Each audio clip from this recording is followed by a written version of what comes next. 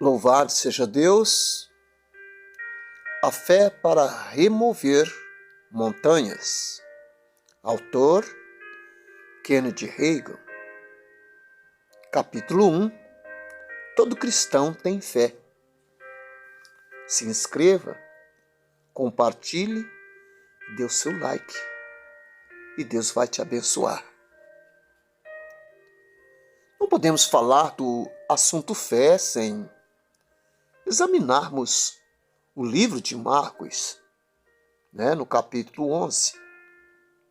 Porque esse texto bíblico contém as declarações mais notáveis, emocionantes e maravilhosas sobre fé que os lábios do Mestre já pronunciaram. Marcos capítulo 11, versos 22 a 26. A palavra do Senhor nos diz: E Jesus respondendo, disse-lhes aos discípulos: Tende fé em Deus, porque em verdade vos digo que qualquer que disser a este monte, ergue-te e lança-te no mar, e não duvidar em seu coração, mas crer que se fará aquilo que diz, tudo o que disser lhe será feito.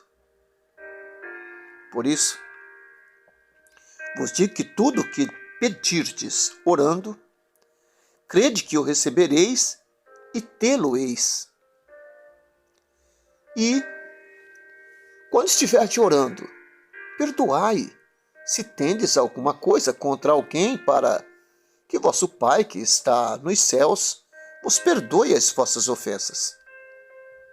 Mas, se vós não perdoardes, também vosso Pai, que estás no céu, vos não perdoará as vossas ofensas. O que fiz nesse livro foi resumir os 7 aspectos mais importantes no que diz respeito à fé. O primeiro fato sobre isso é o mais importante, é que todo cristão tem uma medida da fé do tipo de Deus. Louvado seja Deus. Antigamente, minhas reuniões de avivamento, principalmente, durante muitos dias, nunca aceitei durante anos qualquer convite para realizar uma reunião de menos de 3 semanas de duração. Dirigíamos campanhas nas igrejas locais e às vezes montávamos as campanhas separadas. Naquele tempo, 3 semanas era o mínimo e muitas vezes ficávamos entre 4 e 8 semanas em um só lugar. Certa vez, passamos 9 semanas seguidas com 2 cultos por dia, 5 dias por semana. Fica claro que, passando tanto tempo assim, algo entre 4 e 9 semanas, tínhamos bastante tempo para entrar em pormenores sobre fé e, por assim dizer, revirar todas as pedras no jardim e ver o que havia debaixo de cada uma delas. Falávamos, por exemplo, a respeito de coisas tais como: por que sua fé não está funcionando? Lidávamos com essa dúvida e muitas outras e chamávamos isso de clínica da fé. Quando, porém, passamos apenas uma semana com a congregação da igreja e só temos 5 ou 6 cultos à nossa disposição, temos de condensar nossos ensinos e transmiti-los aos fiéis de modo sintético. Em outras palavras, oferecemos as lições mais importantes sobre fé. Este livro, portanto, vou deixá-los caminhar na direção certa. A partir disso, você continuará alimentando a sua fé sozinho. Note o texto no livro de Marcos, capítulo 11, versos 22. E Jesus, respondendo, disse-lhes: tende fé em Deus.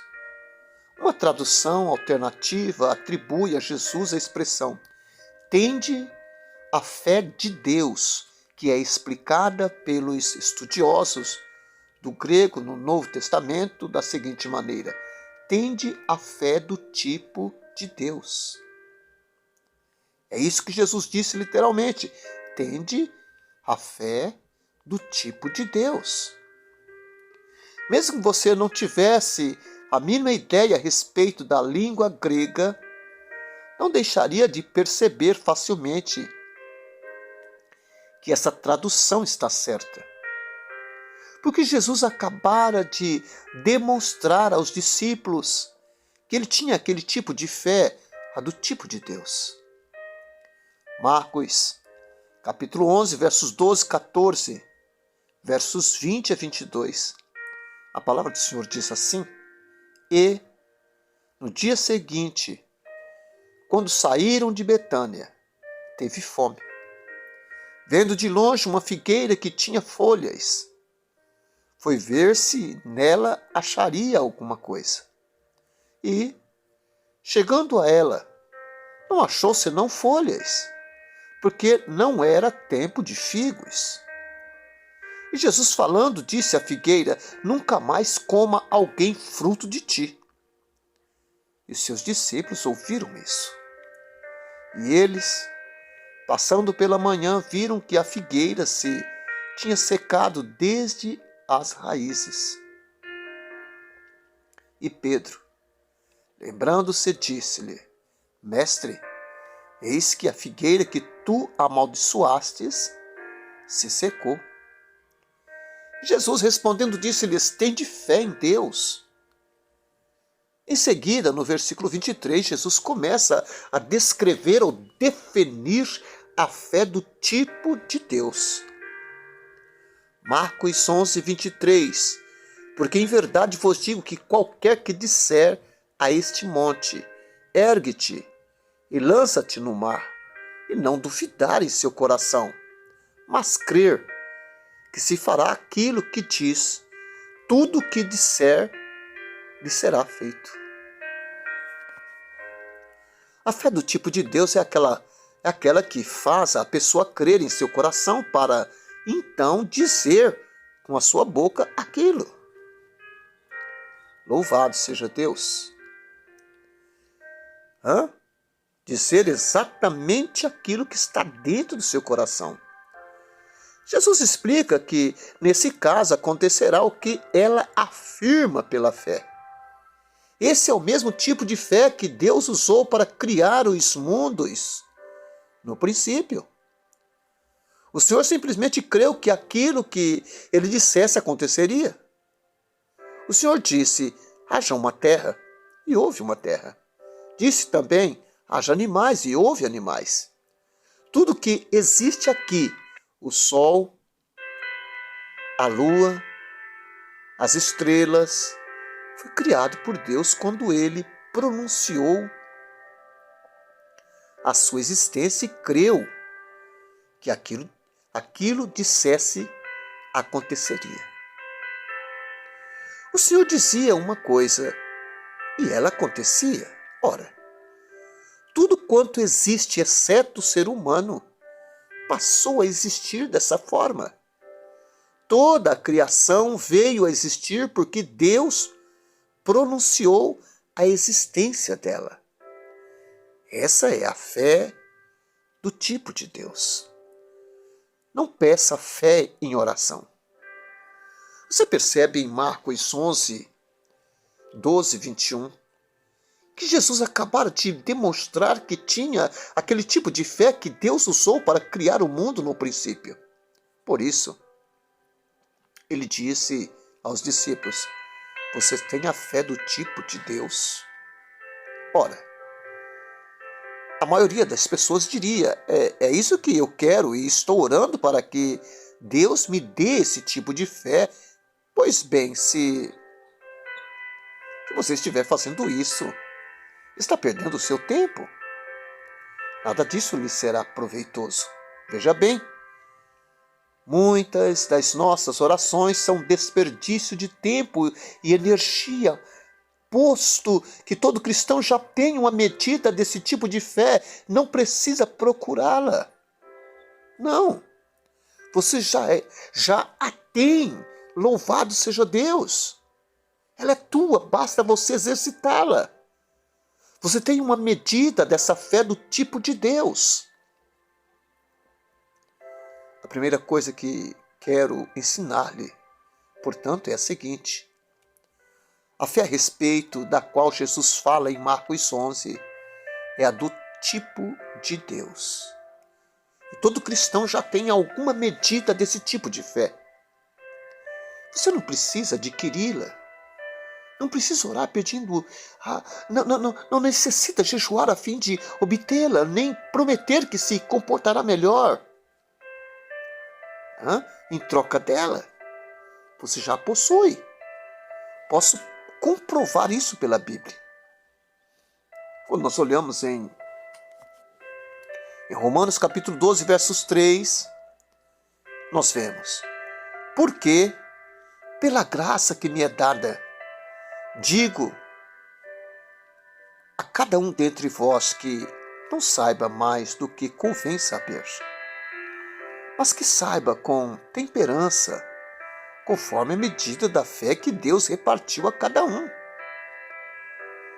Quero ressaltar o fato de que, neste versículo, Paulo não escreveu, ele não escreveu aos mundanos, mas escreveu aos cristãos. Ele disse: digo a cada um dentre vós, não a cada um que está no mundo. Algumas pessoas procuram contradições na Bíblia. Não há incoerência na palavra de Deus. No entanto, se você tirar os versículos do seu contexto, pode parecer que sim. Na segunda carta aos Tessalonicenses, por exemplo, Paulo declarou: porque a fé não é de todos, segundo a Tessalonicenses, capítulo 3, versos 2, parte B.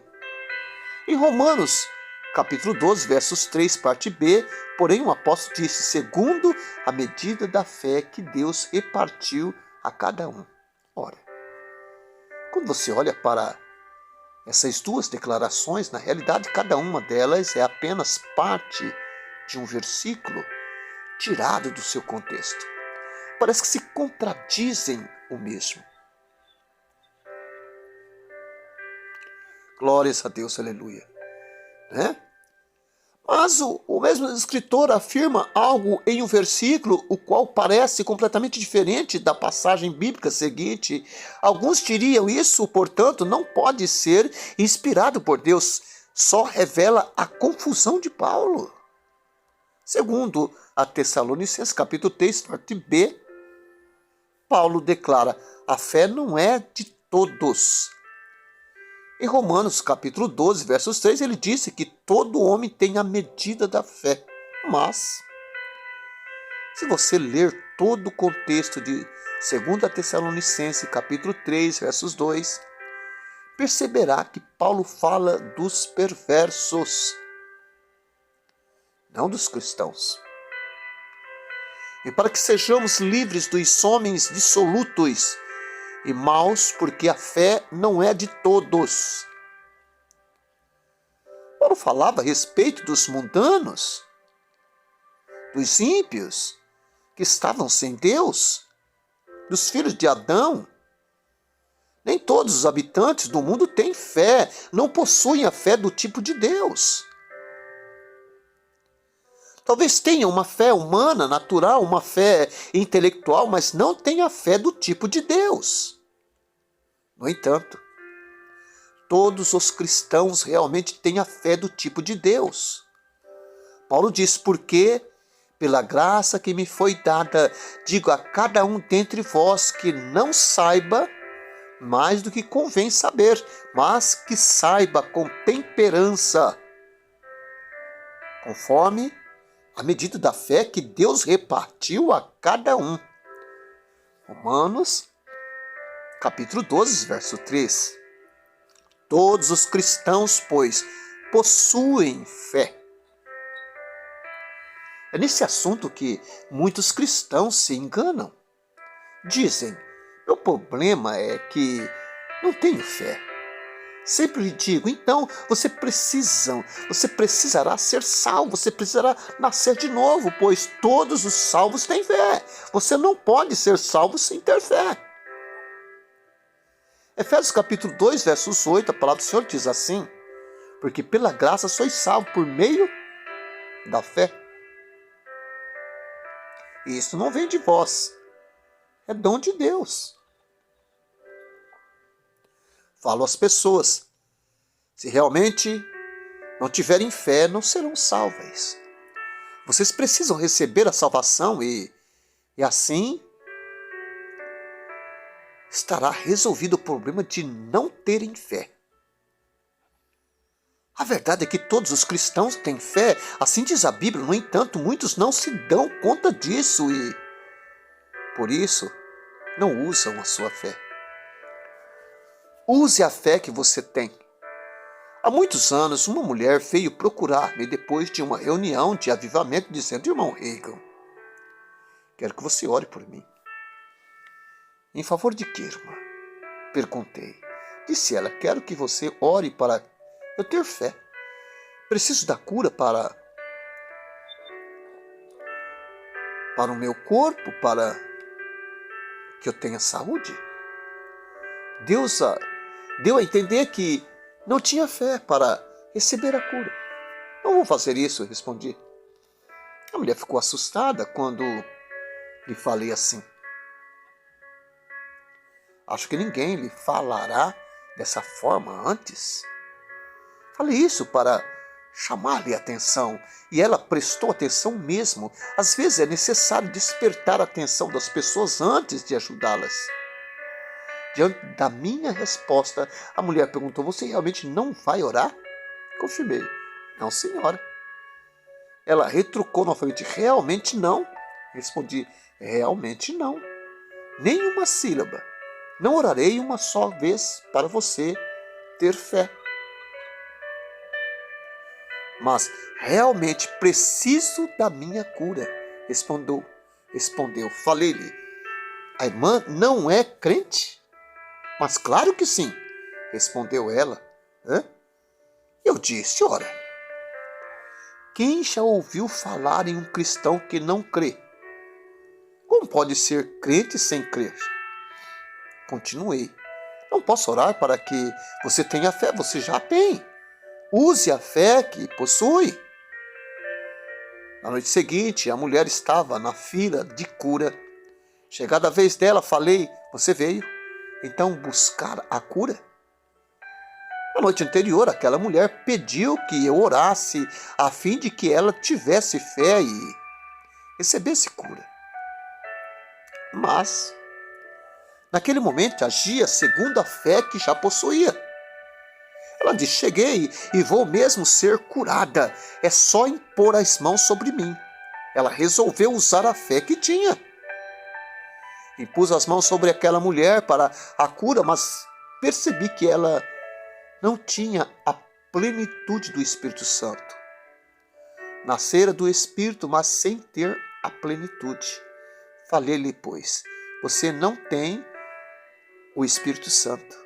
Ela sabia do que se tratava.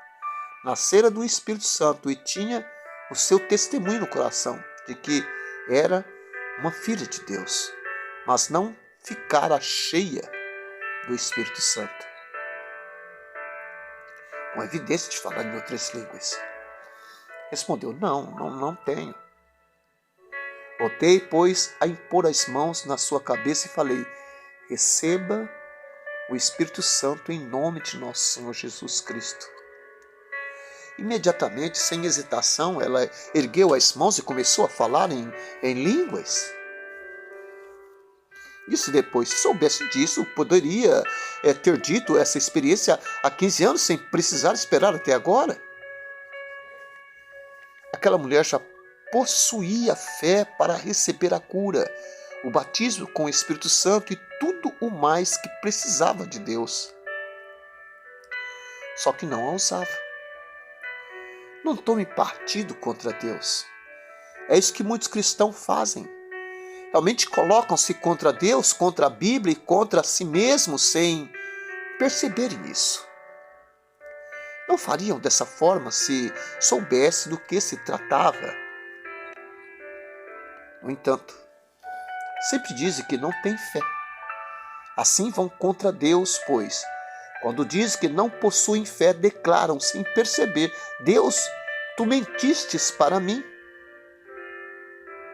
A palavra de Deus é o próprio Deus falando. Deus e sua palavra não são. Deus e sua palavra são a mesma coisa, não são algo diferente. Você sabe que se a sua palavra não presta, você também não presta. Quanto à palavra de Deus, ela é válida e boa. Deus e a sua palavra são a mesma coisa. A palavra de Deus diz que você tem fé, segundo a medida da fé que Deus repartiu a cada um. Romanos capítulo 12, versos 3. Você tem uma medida de fé do tipo de Deus. Assim diz a palavra de Deus. Você tem uma medida de fé do tipo da que Deus criou o universo, daquela que remove montanhas. Louvado seja Deus. Certa mulher me disse: certo, mas sei que eu não tenho. Pois bem, respondi, ou você ou Deus está mentindo a respeito, pois ele diz que você tem uma medida da fé para remover montanhas. Como você vai deixar Deus operar em você em seu favor se tomar partido contra ele? Discordando dele, consciente ou inconscientemente, você estará do lado errado. Muitas pessoas são sinceras, mas estão sinceramente enganadas, e o fato de serem sinceras não altera o engano delas. Vamos, portanto, até a palavra e andemos à sua luz. A palavra de Deus resolverá os nossos problemas. Voltemos a Efésios capítulo 2, versos 8. Porque pela graça sois salvos por meio da fé. Se, pois, a pessoa não tiver fé, não seria salva. Pois a Bíblia declara: porque pela graça sois salvos por meio da fé. E isso não vem de vós, é dom de Deus. Note que Paulo disse que a fé que salva, você está, portanto, dentro desse contexto. Não é uma fé humana natural. Deus lhe deu fé para ser salvo. Isso concorda com o que o apóstolo afirmou em Romanos capítulo 12, versos 13. Conforme a medida da fé que Deus repartiu a cada um. Romanos 10, 17. De sorte que a fé é pelo ouvir e ouvir pela palavra de Deus. Na leitura de Romanos, louvado seja Deus, capítulo 10, você verá que Paulo fala a respeito da salvação e de como conseguir fé para ser salvo. Romanos capítulo 10, versos 8. Mas que diz? A palavra está junto de ti, na tua boca e no teu coração. Esta é a palavra da fé que pregamos. Note que a palavra de Deus é chamada palavra da fé, pois edifica a fé. A palavra de Deus faz a fé brotar em cada coração aberto. Romanos capítulo 10, versos 9, 10, 13, 14 diz assim: a saber, se com a tua boca confessares ao Senhor Jesus e em teu coração creres que Deus o ressuscitou dos mortos, serás salvo. Visto que com o coração se crê para a justiça e com a boca se faz confissão para a salvação. Porque todo aquele que invocar o nome do Senhor será salvo. Como, pois, invocarão aqueles em quem não crerem? E como crerão aquele de quem não ouviram? Louvado seja Deus. E como virão se não há quem pregue? Você não pode crer sem ouvir, pois a fé é pelo ouvir. Ouvir pela palavra de Deus. Romanos 10, 17. É assim que a fé vem, ouvindo a palavra de Deus. Em muitos cultos ouvimos pouco da palavra e outras coisas em demasia. É por isso que não existem muitos elementos para produzir a fé. Sempre digo às pessoas, se a pregação, a minha ou a de outros avivalistas, não produz fé e não a edifica em seu espírito, ou você não é fiel à palavra de Deus, ou não a está escutando. De sorte que a fé é pelo ouvir pela palavra de Deus. Romanos 10, 17. Há casos em que as pessoas estão sentadas em um culto, mas a palavra de Deus entra por um ouvido e sai pelo outro. Estão presentes, mas não estão escutando. A pregação que não produz fé, não é bíblica, ou você não a está ouvindo. Muitas pregações não são da palavra. O pregador muitas vezes cita um texto bíblico e impõe a própria interpretação, e isso não edifica a fé.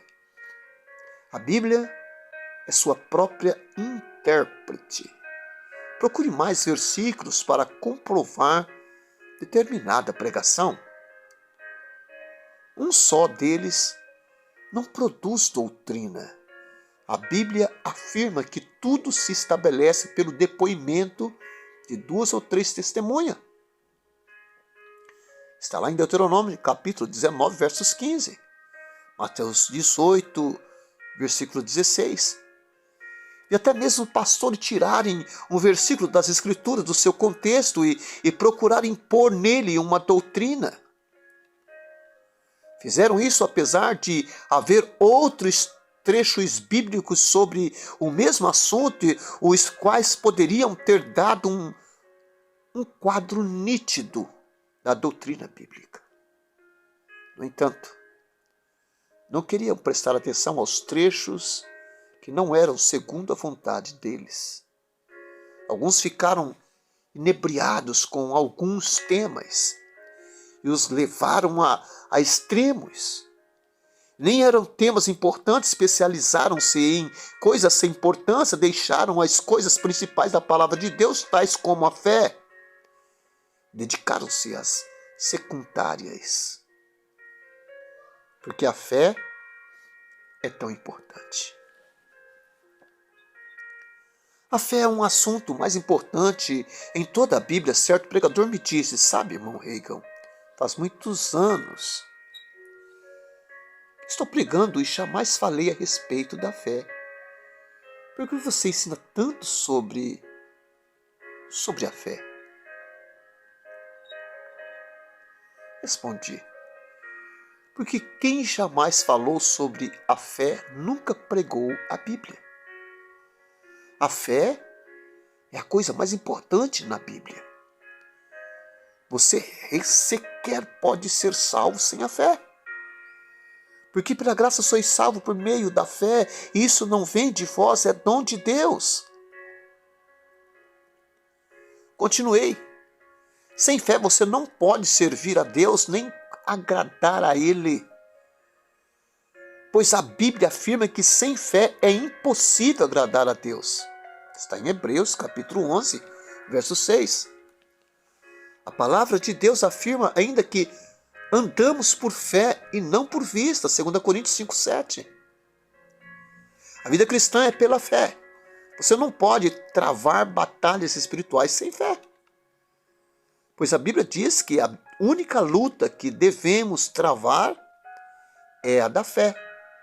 Milita a boa milícia da fé. 1 Timóteo, capítulo 6, versos 12, parte A. Quando dei ao pregador esses textos bíblicos, ele ficou com os olhos esbugalhados. Devo começar a pregar sobre a fé, não é? Disse e respondi, é isso mesmo. Por esse motivo, aquele pregador e a sua congregação não eram cristãos bem-sucedidos. Eram negativos e derrotados, com o diabo pintando e bordando na vida deles. Tudo isso acontecia porque a verdade não lhe tinha sido pregada. É dificílimo receber uma bênção de Deus em uma atmosfera de dúvida, que é negativa ao invés de positiva. Há alguns anos, realizávamos uma campanha de reavivamento em uma cidade distante. Tínhamos os sábados livres e em uma das noites o pastor me convidou, irmão Hegel, minha esposa e eu vamos a um bairro do subúrbio para acompanhar um culto de avivamento. Há cultos nas noites de sábado e queríamos levá-lo conosco. Na ocasião eu estava sem a minha família e por isso fui com eles. Era a última noite daqueles cultos. Depois de 3 semanas, contavam-nos que os cultos estavam sendo bons, mas ninguém fora salvo, nem recebera o batismo com o Espírito Santo.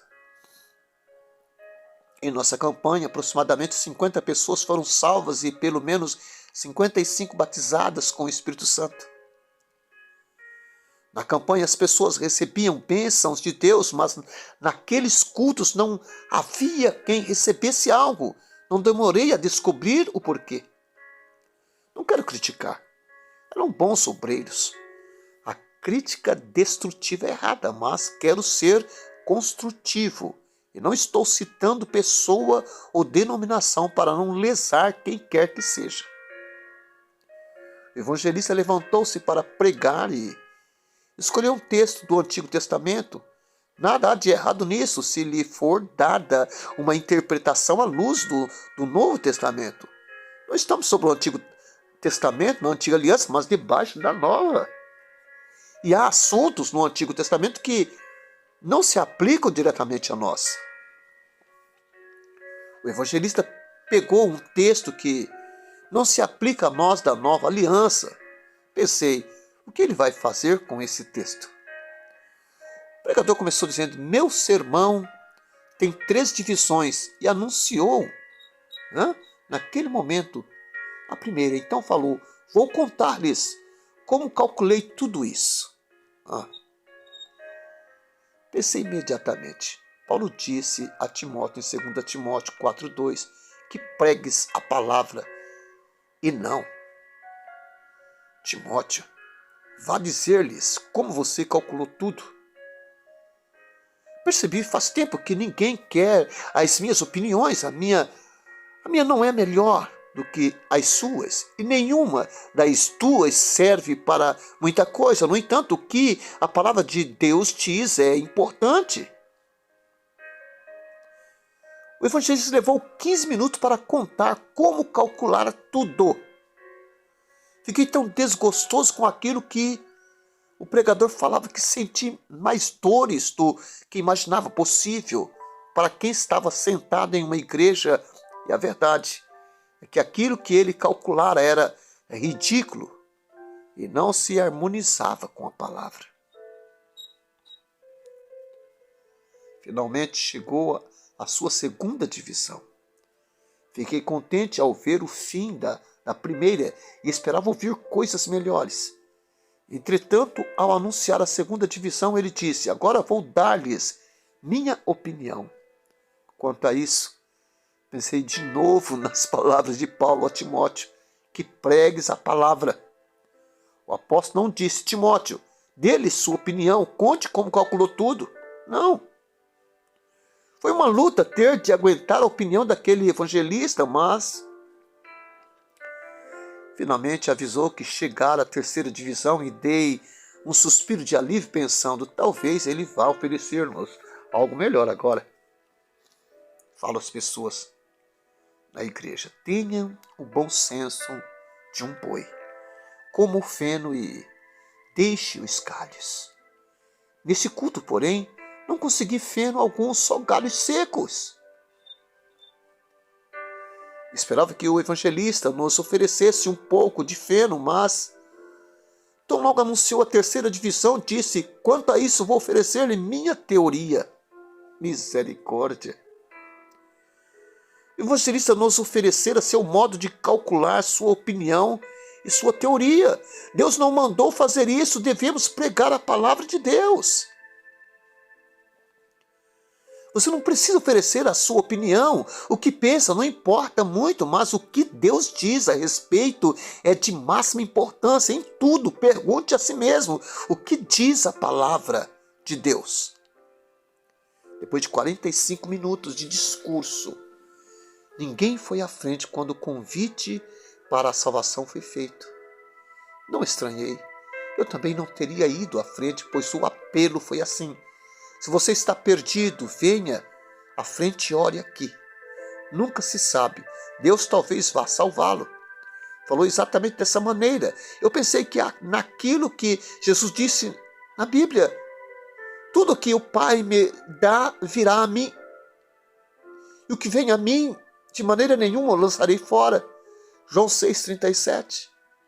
É uma questão de Deus talvez salvar uma pessoa. Jesus disse: de maneira nenhuma eu lançarei fora. Fique com a palavra. Se você der às pessoas a palavra, elas terão fé para buscar a salvação. Mas não é de admirar que não tenham desejo. Desejo de apresentar-se depois daquele sermão, daquele evangelista dizer aquelas coisas. Deus talvez vai salvá-lo, não sei. Ora, cantar um verso de um hino enquanto o evangelista fazia o convite, mas não houve quem fosse. E como iriam? Ele então falou um pouco mais: venha cá para orar. Não lhe poderá fazer mal. Não se sabe se essa noite vai ser sua oportunidade. Pensei imediatamente naquilo que diz a Bíblia. Teria dito aos ouvintes: esta é a sua oportunidade. Hoje é o dia da salvação, agora é o tempo aceitável. 2 Coríntios capítulo 6, versos 2. Ninguém foi à frente, o evangelista continuou: não vou detê-lo aqui nesse sábado à noite, pois teremos de nos levantar amanhã cedo para o culto. Mas nós cantar outros versos. E se você quiser ser salvo, venha à frente. É possível que Deus os salve. Pode ser sua oportunidade, ou não pode ser. Começou então a citar a própria experiência. Nada de errado nisso, se está de acordo com a palavra de Deus. Mas, amigo, a experiência pode enganar. Você pode não tomá-la como base. É necessário edificar-se na palavra de Deus e ter experiência em harmonia com ela. Não me interessa por experiência só para tê-las. Quero aquelas que estão segundo a palavra de Deus. Quero ter e experimentar aquilo que a Bíblia declara pertencer a mim. Muitas pessoas querem imitar as experiências dos outros. No entanto, Deus não prometeu que todos teriam as mesmas experiências. Ele só garante bênçãos com promessas segundo a sua palavra. Sei que não vou mesmo querer as experiências de outras pessoas. Não duvido que as tiveram, porém, não estando em harmonia com a palavra de Deus, não as busco para mim. Esse evangelista, por exemplo, descreveu a sua da seguinte maneira: tive de orar durante 3 dias e 3 noites antes de levar Deus a ficar disposto a salvar-me. Oh Deus! Ouvindo isso, percebi que era contrário à Bíblia. Pensei naquilo que a palavra de Deus afirma a respeito de Jesus no livro de Apocalipse. O cordeiro que foi morto desde a fundação do mundo. Apocalipse capítulo 13, versos 8. Jesus é o Cordeiro que foi morto desde a fundação do mundo. Isso significa que Deus estava disposto a salvar esse evangelista antes dele nascer. Aquele evangelista não precisava persuadir Deus a salvá-lo, pois ele já se dispôs a isso quando enviou Jesus. Deus amou o mundo de tal maneira que ele deu seu Filho para mostrar a sua disposição de salvar as pessoas. Eu teria dito à congregação o que a Bíblia declara. No entanto, aquele homem deu sua opinião e contou sua experiência. Disse que teve de orar 3 dias e 3 noites para persuadir Deus a se dispor a salvá-lo. Ele estava buscando Deus às escuras, pois orava com incredulidade. Pensei, meu Senhor, ninguém vai à frente. Eu não iria se fosse um não salvo, porque parece que teria, olha, eu vou ser sincero, de orar dias e dias, dias e noites, sem parar, ainda sem a certeza de ganhar a salvação. Se contar às pessoas o que você acha e oferecer-lhe as próprias opiniões e teorias, só produzirá incredulidade. Paulo disse que pregue a palavra. A fé provém de ouvir a palavra e fundamenta-se nos fatos da palavra de Deus. A incredulidade baseia-se em teorias. É por isso que nossas igrejas estão tão cheias de incredulidade, porque ouviram muita teoria. O mistério com base na teoria alimenta-se de uma psicologia de incredulidade. Não é culpa dos membros da igreja que são o resultado daquilo que ouviram. Minha definição, que você não verá nos dicionários. Teoria é uma suposição estabelecida na ignorância do assunto em debate. O sermão daquele evangelista era só teoria. Fundamentava-se na ignorância do assunto. Pregue, portanto, a palavra. Ao ajudarmos os outros como ministros ou como leigos, conversando com o próximo, contemos o que a Bíblia afirma. A melhor ajuda que podemos oferecer é transmitir o que a palavra de Deus diz e não as opiniões humanas.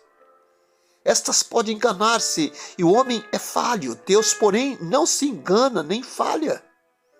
Tenho comprovado repetidas vezes que o mais importante é dizer às pessoas o que Deus fala em sua palavra. Seja qual for a situação ou condições dela. É só saberem o que a palavra de Deus diz a respeito e a situação se transformará. Louvado seja Deus. Certa vez, minha esposa e eu estávamos pregando em outro estado, onde íamos sempre fazer campanhas de avivamento em uma certa denominação do Evangelho Pleno. Soubemos que o líder regional daquela denominação havia falecido. Não era muito velho, mas tivera uma vida repleta de atividades dinâmicas na obra do Senhor. Antes de partirmos das campanhas para outra cidade, fomos visitar a viúva que estava muito aflita.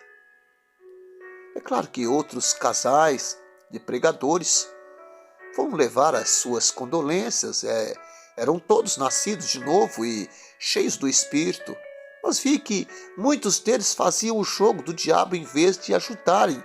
Senti-me cheio de justa indignação. Essa querida do Senhor estava em crise quando aquelas pessoas chegaram. Todos aqueles que tinham aparecido, pregadores do Evangelho Pleno, diziam-lhe a respeito do marido: como podemos passar sem ele? Ora, sei que todos vão sentir a sua falta, mas afinal de contas ele não é Deus. Quero dizer, Deus não morreu. Aqueles pregadores deixaram a viúva tão abalada emocionalmente que ela entrou em crise de choro.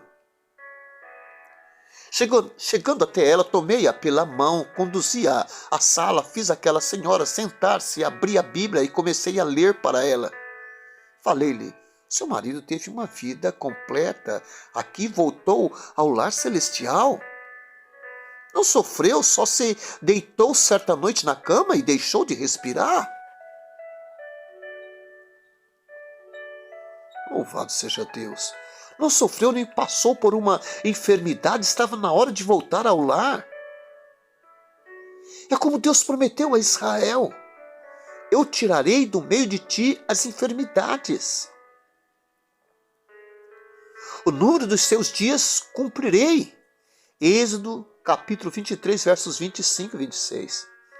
Lendo os relatos bíblicos, você verá que alguns patriarcas sabiam quando era a hora de ir, como no caso de Jacó. Este impôs as mãos nos filhos e os abençoou. E recolheu seus pés na cama e entregou o seu espírito. Falei, pois, a essa viúva: seu marido desfrutou uma vida completa. Recolheu seus pés na cama e entregou o seu espírito. Para onde ele foi? Perguntei-lhe e li para ela as palavras de Paulo: porque para mim o viver é Cristo e o morrer é ganho.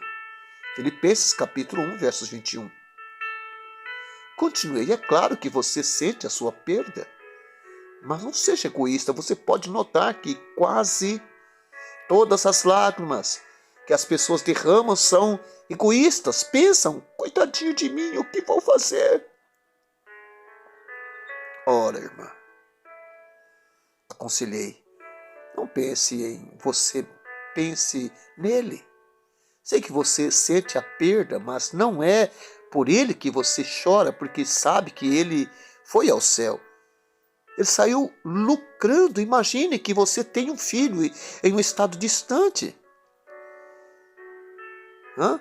Escreve o seguinte: quero suas orações. Ofereçam-me um aumento de $10.000, mais uma casa nova para morar com todas as despesas. Você não se levantaria chorando na igreja, falando: quero suas orações pelo meu filho. Ele foi promovido, é isso que ele foi. E é demais para eu aguentar. Pelo contrário, você ficaria contente com o que ele lucrou, estaria jubilosa agora. Pense no seu marido, pense em tudo quanto lucrou. Aquela viúva chegou a exclamar glórias a Deus, e seu rosto se iluminou. Seu fardo lhe foi tirado e enxugou as lágrimas. É certo, disse ela. Ele foi para o céu. Saiu lucrando mesmo. É assim que a Bíblia diz. Ficou extremamente feliz e começou a cantarolar. Ocupou-se arrumando as coisas em casa e seu rosto brilhava e parecia que andava flutuando no ar. No entanto, chegaram mais pregadores incrédulos. Já na entrada, estavam chorando e uivando de desespero. O que mesmo podemos fazer agora? E levaram a viúva a chorar de novo, até ficar quase em crise. Tive de levá-la de novo para longe dos pregadores incrédulos. É por isso que Jesus tinha de mandar certas pessoas ficarem de fora, por causa da sua incredulidade. Com ela sentada no sofá da sala, falei: irmã, voltou a pensar em si mesmo. Percebeu o que os pregadores disseram? O que nós podemos fazer? Estão com pena de si mesmo?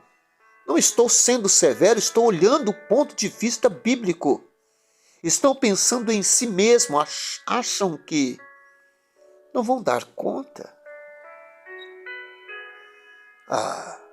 Ele não é insubstituível, minha querida. É do Senhor que realmente devemos depender, e não do seu marido. Sei que era um homem maravilhoso, preguei durante meses nas igrejas dele, sempre eu tinha na mais alta estima. Sinto a sua perda, mas me regozijo porque foi para o céu, pois morrer em Cristo é lucro.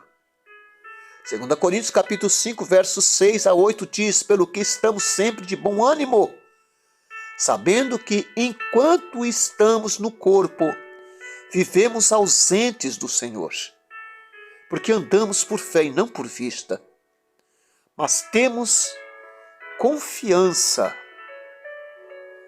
e desejamos antes deixar este corpo para habitar com o Senhor.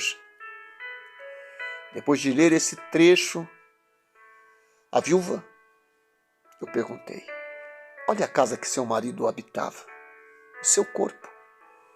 Ele não está lá, pois está presente com o Senhor. Está com vida e consciência, e com todas as faculdades que já possui. Aleluia! O rosto da viúva iluminou-se, ela enxugou as lágrimas e voltou a ser feliz. E assim ficou até o momento em que chegaram mais pregadores incrédulos que a deixaram chorando novamente. Mais uma vez levei-a para ler uns textos bíblicos, então tínhamos de partir para uma campanha de avivamento. Ela, estando no ministério, compreendeu isso. O enterro aconteceu em outra parte do estado e no próprio dia ela me telefonou dizendo: irmão Reagan, posso falar com você? Ninguém mais me ajuda senão o Senhor. Sei que os outros estão preocupados e todos amavam o meu marido, mas não me ajudam. Eles me abalam espiritualmente e acabam com a minha pouca fé e força. Continuou: é só me dizer o que me contou antes. Sei que está tudo na Bíblia, então dediquei tempo, Deus, a falar com aquela mulher e louvar a Deus. Ela começou a gritar de alegria naquele telefone distante. Ora, continuávamos nossa campanha. Na terceira semana, aquela viúva tinha de tratar de assuntos na cidade onde estávamos. Telefonou para nós. Estávamos a ponto de voltar para casa no Texas depois da campanha. Ela nos perguntou: posso ir junto e ficar em casa com vocês? Respondemos: sem dúvida. Temos prazer com a sua companhia. Ela nos explicou de novo: só vocês me dão verdadeira ajuda e me oferecem algo para me fortalecer. É uma alicerce que vocês põem debaixo de mim. Expliquei: não somos nós, irmã, mas a palavra de Deus que ajuda. A palavra de Deus fortalece as pessoas e lhes oferece uma base firme. Lemos com ela a palavra de Deus e oramos, e seu rosto se iluminou conosco, sentia-se feliz quase nas nuvens.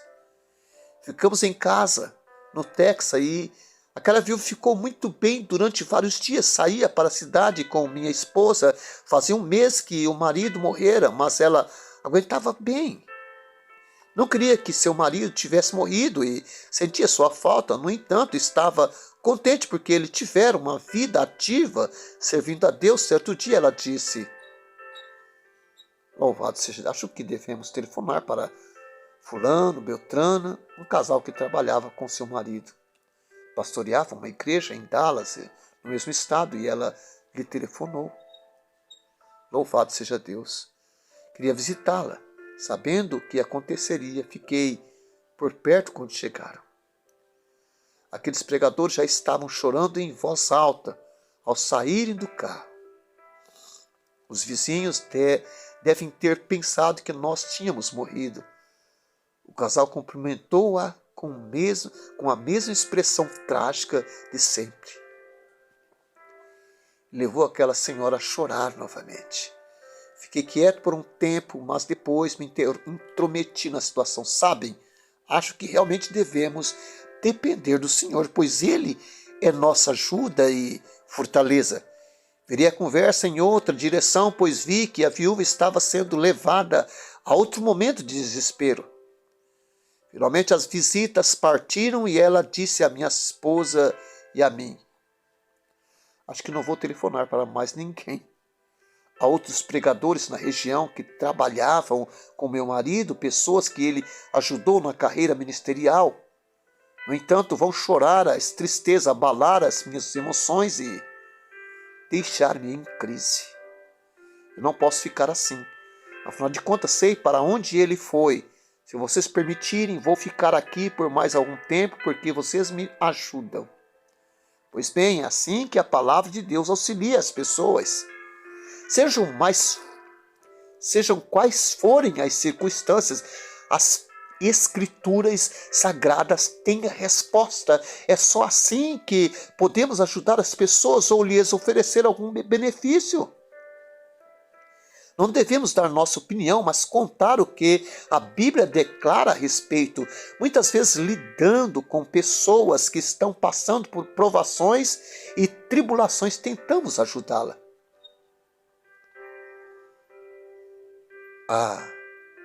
Não se preocupe. Tudo vai dar certo. É um consolo comum. Entretanto, a Bíblia nos leva a contar às pessoas que passam por tribulações e provações que Deus disse: sejam vossos costumes sem avareza, contentando-vos com o que tendes, porque ele disse: não te deixarei nem te desampararei. Hebreus capítulo 13, verso 5. Ele está presente, louvado seja Deus. Conte a todos o que a palavra de Deus afirma: maior é aquele que está em vós do que aquele que está no mundo. 1 João 4,4.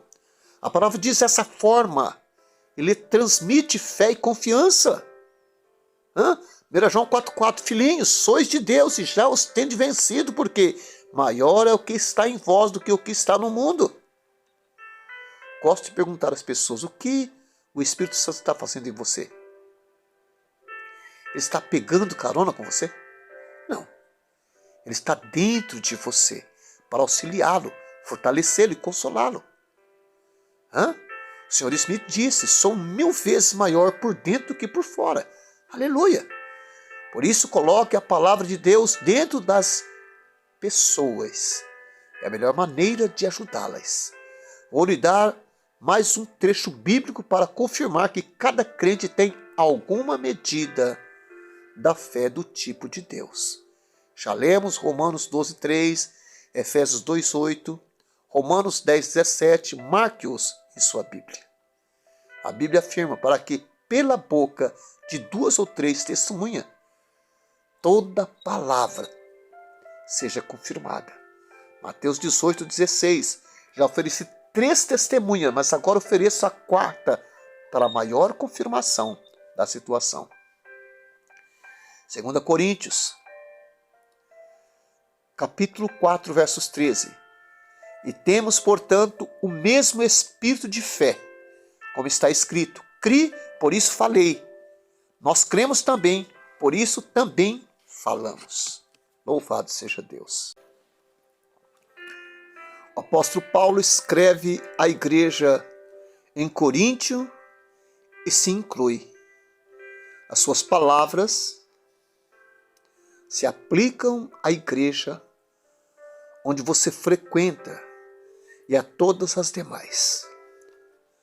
Sabemos, portanto, que Paulo escreve a cristãos. O apóstolo declara: temos, portanto, o mesmo espírito de fé. Paulo diz: temos, e não tentando, esperando, orando ou lutando para obter. Nós o temos. O espírito de fé nós temos. Espírito de fé, como está escrito: cri, isso falei. Nós cremos também, por isso também falamos. 2 Coríntios capítulo 4, versos 13. Esse é o mesmo espírito da fé ou tipo de fé a que Jesus se refere em Marcos 11, 22, 24. Especialmente no versículo 23. Porque em verdade vos digo que qualquer que disser a este monte: ergue-te e lança-te no mar, e não duvidar em seu coração, mas crer que se fará aquilo que diz, tudo que disser lhe será feito. 2 Coríntios capítulo 4, versos 13. E temos, portanto, o mesmo espírito de fé. Como está escrito, cri, por isso falei. Nós cremos também, por isso também falamos. Esse versículo não se refere ao mesmo espírito da fé? Com certeza. Paulo afirma que nós temos, todo cristão possui. Louvado seja Deus. Glórias ao Pai, ao Filho e ao Espírito Santo de Deus. A fé referida em Marcos 11, 23. 2 Coríntios capítulo 4, versos 13. É a fé do tipo de Deus.